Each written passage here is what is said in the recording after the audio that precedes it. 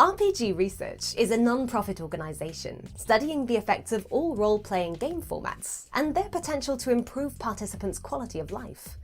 RPG formats include tabletop, live-action, computer-based and solo adventure books.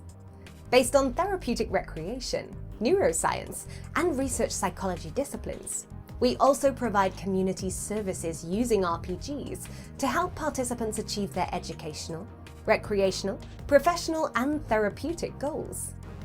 Populations benefiting from our programs include autistic spectrum, at-risk youth, brain injury, muscular dystrophy, PTSD, social skills development, social phobias, and many others.